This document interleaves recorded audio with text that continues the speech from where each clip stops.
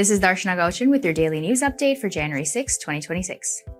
We start with a quick look at regional markets. Asian stocks extended their record climb on Tuesday, taking the baton from Wall Street, where gains for oil companies and financials helped the Dow Jones Industrial Average hit an all-time peak.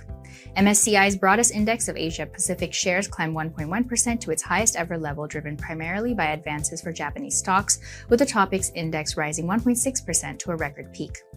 Now zooming in on Cambodia's market, the Cambodia Securities Exchange Index rose 1.05 points or 0.25% to 426.35.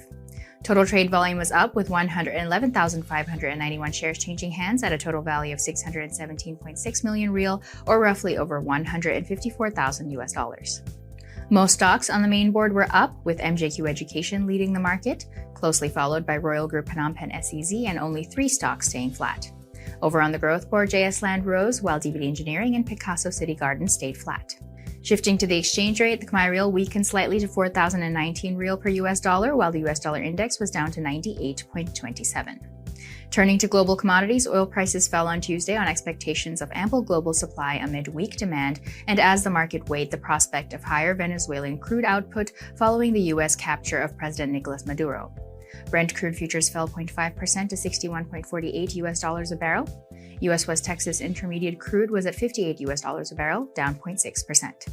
Gold extended gains to hit a one-week high as dovish comments from US Federal Reserve officials boosted bets on interest rate cuts, and Venezuela tensions bolstered safe haven demand. Spot gold was up 0.4% at $4,463.63 US dollars per ounce. US gold futures for February delivery rose 0.5% to $4,473.90 US dollars. Moving on to other business-related news, the Council for the Development of Cambodia announced another record year for investment approvals, registering a total of 630 investment projects in 2025, with a combined capital of nearly $10 billion US dollars. These projects are expected to create around 438,000 jobs nationwide, according to a CDC press release.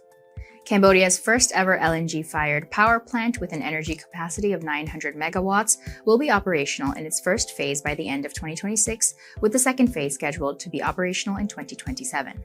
The updated information was shared during an inspection visit to the power plant construction site by the Minister of Mines and Energy on January 5th. A modern poultry agricultural cooperative has been launched in Takeo Province with assistance from the Ministry of Agriculture, Forestry, and Fisheries, aiming to improve food safety standards and farmers' incomes.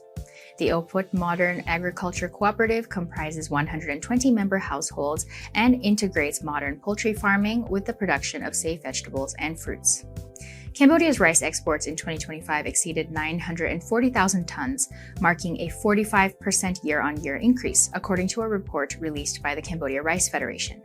The exports generated $602 million US dollars in revenue, up 22.6% from the $491 million US dollars recorded in the previous year. The rice was shipped to 75 international destinations by 68 exporting companies, with the main markets being the European Union, China, and ASEAN member countries. That's all for today's update. This was Darshana Gauchan with B2B Asia News.